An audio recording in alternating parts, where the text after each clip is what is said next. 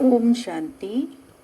बाबा कहते, खुशी का गुप्त खजाना तुम्हारे पास है, इसीलिए तुम अमर लोक को निरंतर याद करते रहो, क्योंकि इस मृत्यु लोक से निकलकर अमर लोक हमको जाना है। और पहला पहला पाठ जो बाबा ने हम बच्चों को पढ़ाया है आत्मा का, उसको पक्का करो। शरीर अलग है, आत्मा अलग है। हम बच्चों को देही अभिमानी बनना है, अर्थात आत्म अभिमानी बनकर हमें अपने घर शांति धाम जाना है। 16 तारीख की वाणी है। मीठे बच्चे, तुम्हारा पहला पहला पाठ है, मैं आत्मा हूँ, शरीर नहीं। आत्म अभिमानी होकर रहो तो बाप की याद रहेगी। प्रश्न है, तुम बच्चों के पास कौन सा गुप्त खजाना है जो मनुष्यों के पास नहीं है? उत्तर, तुम्हें भगवान बाप पढ़ाते हैं, उस पढ़ाई की खुशी का गुप्त खजाना तुम्हारे पास है। तुम जानते हो, हम जो पढ़ रहे हैं भविष्य अमर लोक के लिए, न कि इस मृत्यु लोक के लिए। बाप कहते हैं, सवेरे सवेरे उठकर घूमो फिरो, सिर्फ पहला पहला पाठ याद करो तो खुशी का खजाना जमा होता जाएगा। ओम शांति। बाप बच्चों से पूछते हैं, हे बच्चे, आत्म अभिमानी हो बैठे हो? अपने को आत्मा समझ बैठे हो? हम आत्माओं को परमात्मा बाप पढ़ा रहे हैं। बच्चों को स्मृति आई है, हम देह नहीं आत्मा हैं। बच्चों को देही अभिमानी बनाने लिए ही मेहनत करनी पड़ती है। बच्चे आत्म अभिमानी रह नहीं सकते, घड़ी घड़ी देह अभिमान में आ जाते हैं। इसीलिए बाबा पूछते हैं, आत्म अभिमानी हो रहते हो?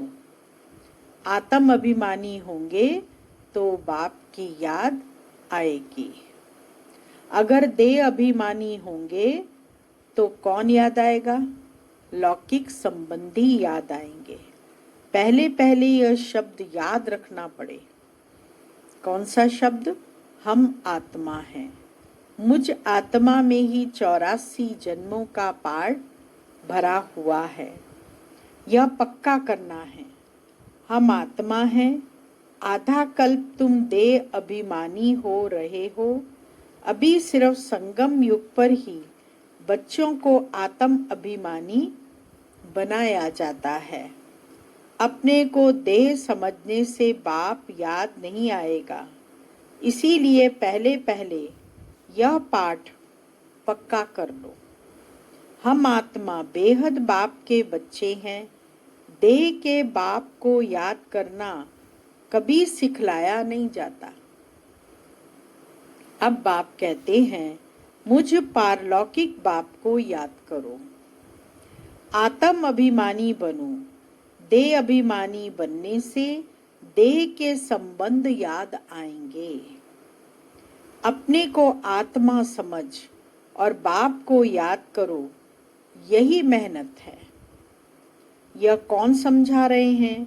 हम आत्माओं का बाप, जिनको सब याद करते हैं। बाबा आओ, आकर इस दुख से लिबरेट करो। बच्चे जानते हैं, इस पढ़ाई से हम भविष्य के लिए उच्च पद पाते हैं। अभी तुम पुरुषोत्तम संगम युग पर हो। इस मृत्यु लोक में अब बिल्कुल रहना नहीं है। यह हमारी पढ़ाई है ही भविष्य 21 जन्मों के लिए। हम सतयुग अमर लोक के लिए पढ़ रहे हैं। अमर बाबा हमको ज्ञान सुना रहे हैं। तो यहाँ जब बैठते हो, पहले पहले अपने को आत्मा समझ बाप की याद में रहना है तो विकर्म विनाश होंगे। हम अभी संगम युग पर हैं, बाबा हमको पुरुषोत्तम बना रहे हैं। कहते हैं मुझे याद करो तो तुम पुरुषोत्तम बन जाएंगे। मैं आया हूँ मनुष्य से देवता बनाने। सतयुग में तुम देवता थे, अभी जानते हो कैसे सीढ़ी उतरे हैं। हमारी आत्मा में 84 जन्मों का पाठ नुंधा हुआ है। दुनिया में कोई नहीं जानते, वह भक्ति मार्ग अलग है, यह ज्ञान मार्ग अलग है। जिन आत्माओं को बाबा पढ़ाते हैं वह जाने और न जाने कोई। यह है गुप्त खजाना भविष्य के लिए। तुम पढ़ते ही हो अमर लोक के लिए, न कि इस मृत्यु लोक के लिए। अब बाप कहते हैं, क्या कहते हैं बाबा? ध्यान से सुनो। अब बाबा कहते हैं सवेरे उठकर घूमो फिरो, पहला पहला सबक यह याद करो कि हम आत्मा हैं न कि शरीर। घूमो फिरो भी और साथ साथ अपना सबक भी याद करो, उसकी स्मृति भी चलती रहे कि हम आत्मा हैं न कि शरीर। हमारा रूहानी बाबा हमको पढ़ाते हैं। यह दुख की दुनिया अब बदलनी है। सतयुग है सुख की दुनिया। बुद्धि में सारा ज्ञान है। यह है रूहानी स्पिरिचुअल नॉलेज। बाप ज्ञान का सागर स्पिरिचुअल फादर है। वह देही का बाप, बाकी तो सब देह के ही संबंधी हैं। अब देह के संबंध तोड़ एक से जोड़ना है। गाते भी हैं मेरा तो एक दूसरा ना कोई। हम एक बाप को ही याद करते हैं, देह को भी याद नहीं करते।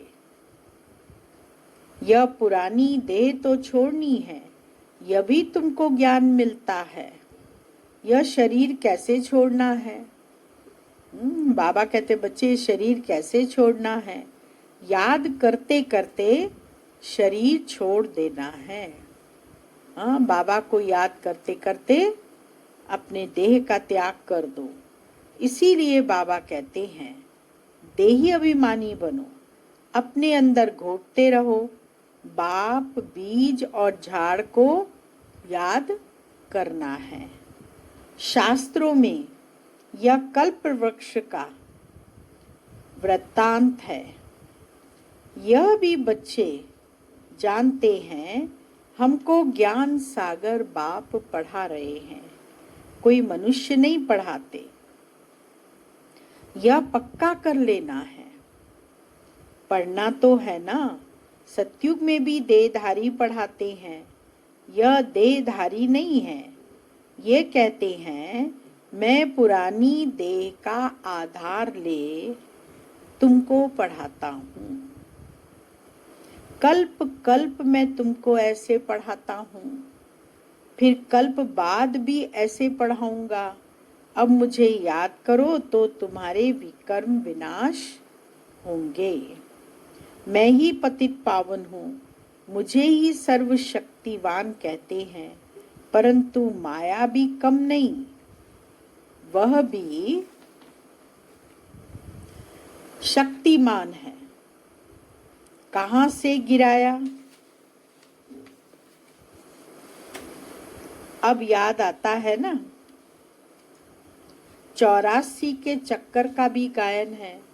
यह मनुष्यों की ही बात है। बहुत पूछते हैं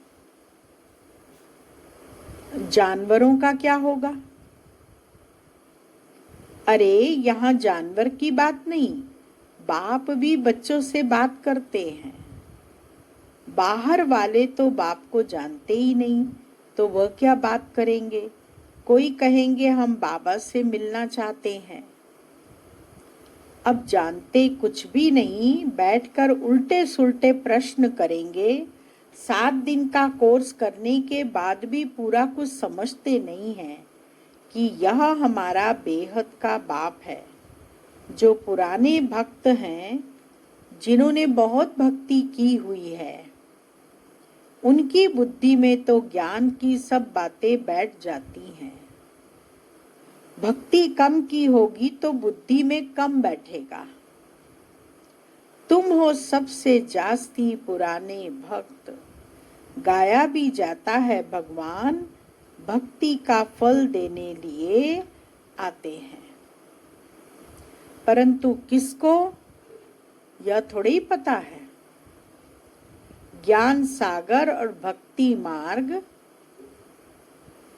ज्ञान मार्ग और भक्ति मार्ग बिल्कुल ही अलग है।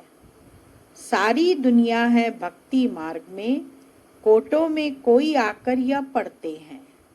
समझानी तो बहुत मीठी है। 84 जन्मों का चक्र भी मनुष्य ही जानेंगे ना। तुम आगे कुछ नहीं जानते थे, शिव को भी नहीं जानते थे।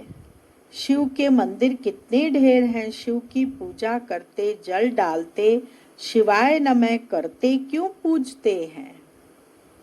कुछ पता नहीं। लक्ष्मी नारायण की पूज्य क्यों कहते, वह कहाँ गए कुछ पता नहीं। भारतवासी ही हैं जो अपने पूज्य को बिल्कुल जानते नहीं। क्रिश्चियन जानते हैं क्राइस्ट फलाने संवत में आया, आकर स्थापना की। शिव बाबा को कोई भी नहीं जानते। पतित पावन भी शिव को ही कहते हैं, वही ऊंच ते ऊंच है ना। उनकी सबसे जास्ती सेवा करते हैं, सर्व का सद्गति दाता है। तुमको देखो कैसे पढ़ाते हैं। बाप को बुलाते भी हैं कि आकर पावन बनाओ। मंदिर में कितनी पूजा करते हैं, कितनी धूमधाम, कितना खर्चा करते हैं। श्रीनाथ के मंदिर में, जगन्नाथ के मंदिर में जाकर देखो, है तो एक ही। जगन्नाथ जगन्नाथ के पास चावल का हंडा चढ़ाते हैं। श्रीनाथ पर तो बहुत माल बनाते हैं। फर्क नहीं होता है। फर्क क्यों होता है? कारण चाहिए ना। बाबा कहते कारण चाहिए ना। श्रीनाथ को भी काला, जगन्नाथ को भी काला कर देते हैं। कारण तो कुछ भी नहीं समझते। जगन्नाथ लक्ष्मी नारायण को ही कहते हैं या राधे कृष्ण को कहेंगे, क्योंकि राधे कृष्ण ही लक्ष्मी नारायण बनते हैं। इसीलिए उनका गायन भी है कि श्री कृष्ण गोविंद हरे मुरारी, हे नाथ नारायण वासुदेवा। श्री कृष्ण को ही नारायण कहा गया है। इसीलिए बाबा कहते जगन्नाथ लक्ष्मी नारायण को ही कहते हैं या राधे कृष्ण को कहेंगे। राधे कृष्ण लक्ष्मी नारायण का संबंध क्या है? राधे कृष्ण बचपन का नाम, और स्वयंवर के बाद नाम चेंज होता है तो लक्ष्मी नारायण पड़ जाता है। यह भी कोई नहीं जानते। अभी तुम बच्चों को मालूम पड़ा है कि हम पूज्य देवता थे, फिर पुजारी बने हैं। चक्कर लगाया, अभी फिर देवता बनने के लिए हम पढ़ते हैं। यह कोई मनुष्य नहीं पढ़ाते। भगवानोवाच्य है। ज्ञान सागर भी भगवान को कहा जाता है। यहाँ तो भक्ति के सागर बहुत हैं जो पतित पावन ज्ञान सागर बाप को याद करते हैं। तुम पतित बने, फिर पावन जरूर बनना है। यह है ही पतित दुनिया। यह स्वर्ग नहीं है। बैकुंठ कहाँ है, यह किसको पता नहीं है। कहते हैं बैकुंठ गया, तो फिर नरक का भोजन आदि तुम उनको क्यों खिलाते हो? कोई मर जाता है तो कहते हैं ना स्वर्ग पधारा, तो बाबा कहते फिर कलयुग का भोजन क्यों खिलाते हो? सतयुग में तो बहुत ही फल फूल आदि होते हैं, यहाँ क्या है? यह है नर्क। अब तुम जानते हो, बाबा द्वारा हम स्वर्गवासी बनने का पुरुषार्थ कर रहे हैं। पतित से पावन बनना है। बाप ने युक्ति भी बताई है। कल्प कल्प बाप भी युक्ति बतलाते हैं। मुझे याद करो तो विकर्म विनाश होंगे। युक्ति क्या बताई? मुझे याद करो तो विकर्म विनाश होंगे। अभी तुम जानते हो हम पुरुषोत्तम संगम युग पर हैं।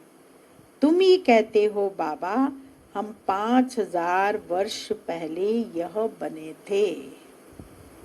तुम भी जानते हो कल्प कल्प यह अमर कथा बाबा से सुनते हैं। शिव बाबा ही अमरनाथ है। बाकी ऐसे नहीं कि पार्वती को बैठ कथा सुनाते हैं। वह है भक्ति। ज्ञान और भक्ति को तुमने समझा है। ब्राह्मणों का दिन और फिर ब्राह्मणों की रात। बाप समझाते हैं तुम ब्राह्मण हो ना। आदि देव भी ब्राह्मण ही था, देवता नहीं बनेंगे। आदि देव के पास भी जाते हैं। देवियों के भी कितने नाम हैं। तुमने सर्विस की है तब तुम्हारा गायन है। भारत जो वाइसलेस था वो फिर विशियस बन जाता है। अभी रावण राज्य है ना। संगम युग पर तुम बच्चे अभी पुरुषोत्तम बनते हो। तुम्हारे पर कौन सी दशा चल रही है? बृहस्पति की दशा अविनाशी बैठती है। तब तुम अमरपुरी के मालिक बन जाते हो। बाप तुम्हें पढ़ा रहे हैं। मनुष्य से देवता बनाने के लिए स्वर्ग के मालिक बनने की बृहस्पति की दशा कहा जाता है। तुम स्वर्ग अमरपुरी में तो जरूर जाएंगे। बाकी पढ़ाई में दशाएं नीचे ऊपर होती रहती हैं, याद ही भूल जाती है। बाबा ने कहा है मुझे याद करो।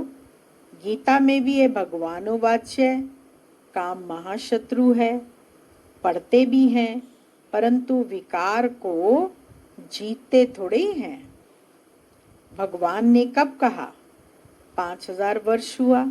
अब फिर भगवान कहते हैं काम महाशत्रु है, इस पर जीत पानी है।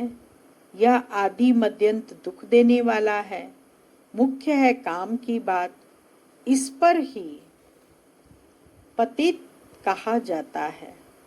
अभी पता पड़ा है यह चक्र फिरता है। हम पतित बनते हैं, फिर बाप आकर पावन बनाते हैं। ड्रामा अनुसार बाबा बार बार कहते हैं पहले पहले अलफ की बात याद करो। श्रीमत पर चलने से ही तुम श्रेष्ठ बनेंगे।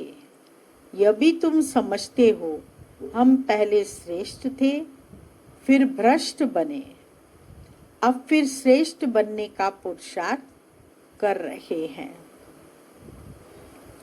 दैवी गुण धारण करना है, किसको भी दुख नहीं देना है। सबको रास्ता बताते जाओ।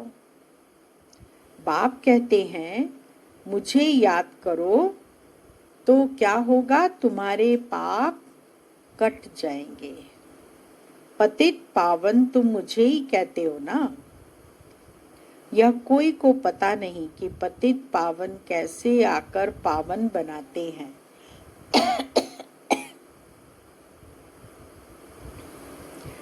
कल्प पहले भी बाप ने कहा था मामेकम याद करो। यह योग अग्नि है जिससे पाप दग्ध होते हैं। खाद निकलने से आत्मा पवित्र बन जाती है। खाद सोने में ही डालते हैं, फिर जेवर भी ऐसा बनता है। अभी तुम बच्चों को बाप ने समझाया है आत्मा में कैसे खाद पड़ी है, उनको निकालना है। बाप का भी ड्रामा में पार्ट है जो तुम बच्चों को आकर देही अभिमानी बनाते हैं। पवित्र भी बनना है। तुम जानते हो, सतयुग में हम वैष्णव थे, पवित्र गृहस्थ आश्रम था। अभी हम पवित्र वन और विष्णुपुरी के मालिक बनते हैं। तुम डबल वैष्णव बनते हो। सच्चे सच्चे वैष्णव तुम हो। वह है विकारी वैष्णव धर्म के। तुम ही निर्विकारी वैष्णव धर्म के। अभी एक तो बाप को याद करते हो और नॉलेज जो बाप में है वह तुम धारण करते हो। बाबा को याद भी करना है और याद करके जो बाबा ने हमको नॉलेज दी है उसको प्रैक्टिकल में धारण भी करना है। तुम राजाओं का राजा बनते हो। वह राजाएं बनते हैं अल्पकाल एक जन्म के लिए। तुम्हारी राजाई है 21 पीढ़ी अर्थात फुल एज पास करते हो। वहां कब अकाले मृत्यु नहीं होगा। तुम काल पर जीत पाते हो। समय जब होता है तो समझते हो अब यह पुरानी खल छोड़ नहीं लेनी है। तुमको साक्षात्कार होगा। खुशी के बाजे बजते रहते हैं। तमो प्रधान शरीर को छोड़ सतो प्रधान शरीर लेना, यह तो खुशी की बात है। वहां 150 वर्ष आयु एवरेज रहती है। यहाँ तो अकाले मृत्यु होती रहती है क्योंकि भोगी हैं। जिन बच्चों का योग यथार्थ है उनकी सर्व कर्म इंद्रियां योग बल से वश में होंगी। योग में पूरा रहने से कर्म इंद्रियां शीतल हो जाती हैं। सतयुग में तुमको कोई भी कर्म इंद्री धोखा नहीं देती है। कभी ऐसे नहीं कहेंगे कि कर्म इंद्रियां वश में नहीं है। तुम बहुत ऊंच से ऊंच पद पाते हो। इनको कहा जाता है बृहस्पति की अविनाशी दशा। बृहस्पति मनुष्य सृष्टि का बीज रूप है। बृहस्पति अर्थात वृक्षपति। वृक्ष का पति कौन है? इस सृष्टि रूपी वृक्ष का पति है शिव बाबा, और शिव बाबा से ही पूरे वृक्ष का निर्माण होता है। उसकी अविनाशी बृहस्पति की दशा शिव बाबा की है और शिव बाबा ने वो बृहस्पति की दशा हम बच्चों के ऊपर लगाई है। तो इस समय हम बीज रूप बाप से इस कल्प वृक्ष के सृष्टि रूपी वृक्ष के आदि मध्य अंत का ज्ञान संपूर्ण रूप से सुनकर अपने 84 जन्मों की कहानी को जानते हैं। बीज है ऊपर में, कल्प वृक्ष जो है वो उल्टा है। उल्टा होने के नाते उसका बीज जो है वो परमधाम का वासी है, फिर उसकी जड़ें हैं, तना है, और फिर उसके बाद डालियां हैं, शाखाएं हैं, पत्ते हैं। ऐसे वृक्ष बढ़ता है। और जो बीज है शिव बाबा, वो प्रजापिता ब्रह्मा के तन में आकर के हम आत्माओं को ज्ञान सुनाकर वापस अपने घर ले जाते हैं। वह आते ही एक बार हैं अमर कथा सुनाने। अमर कथा कहो, सत्यनारायण की कथा कहो, उस कथा का भी अर्थ नहीं समझते हैं। सत्यनारायण की कथा से नर से नारायण बनते हैं। अमर कथा से तुम अमर बनते हो।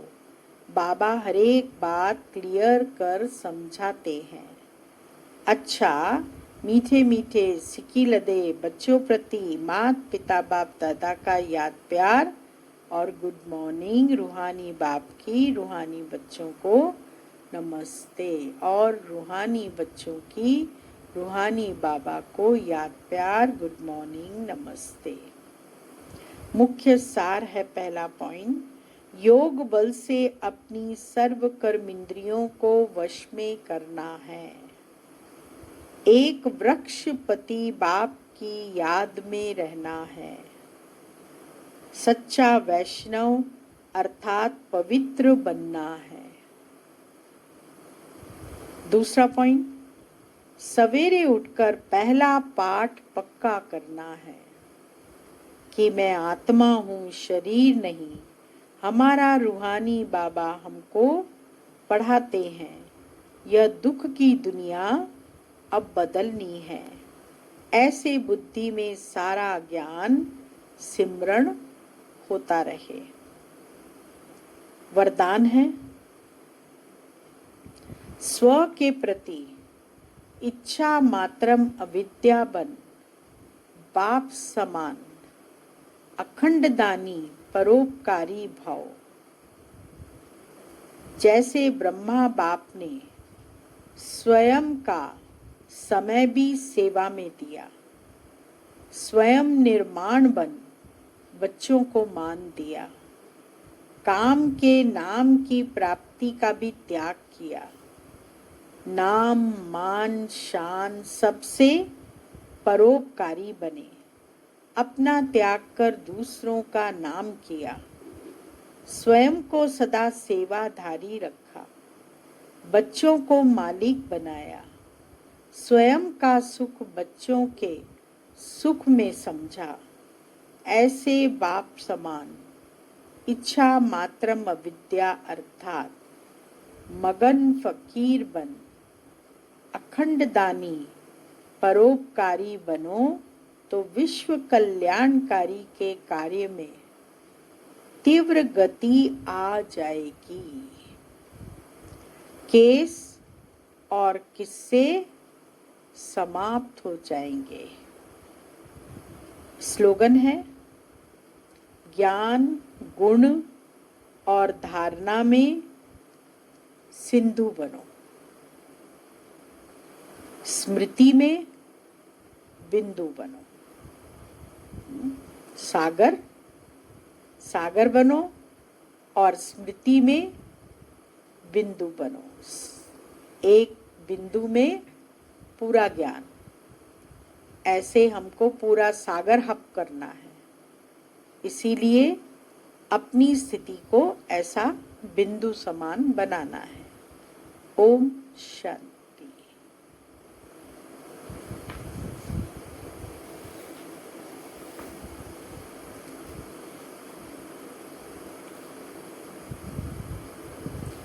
मम्मा की पॉइंट्स जो हम अभी सुन रहे थे, तो उससे आगे मम्मा ने जो बताया है, मम्मा ने कभी मुरली मिस नहीं की। बाबा की मुरली के लिए अगर कोई कहता कि बाबा ने जो मुरली चलाई इसका मतलब यह है या बाबा ने ऐसे क्यों कहा, तो मम्मा उसे आंख दिखाती। बाबा ने कहा माना सत्वचन, उसमें कभी कोई प्रश्न उठाना यह भी डिसरिगार्ड है। इतना मम्मा बाबा के एक एक बोल को रिगार्ड देती थी। मम्मा को सवेरे सवेरे 2 बजे उठकर विशेष एकांत में बैठ तपस्या करने का अभ्यास था।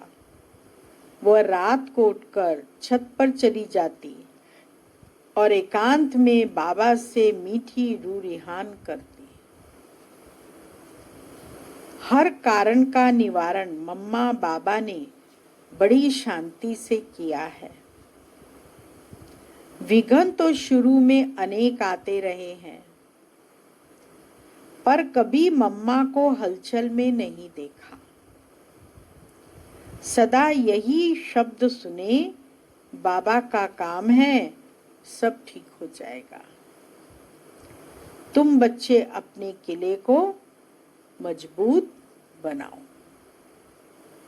विघ्न तो बहुत आते हैं, लेकिन बाबा कहते बच्चे जब किला मजबूत रहता है अर्थात तपस्या पावरफुल रहती है और चारों तरफ लाइट का कार्ब रहता है, तो फिर वो विघ्न आकर चले जाते हैं, सहज ही समाप्त हो जाते हैं।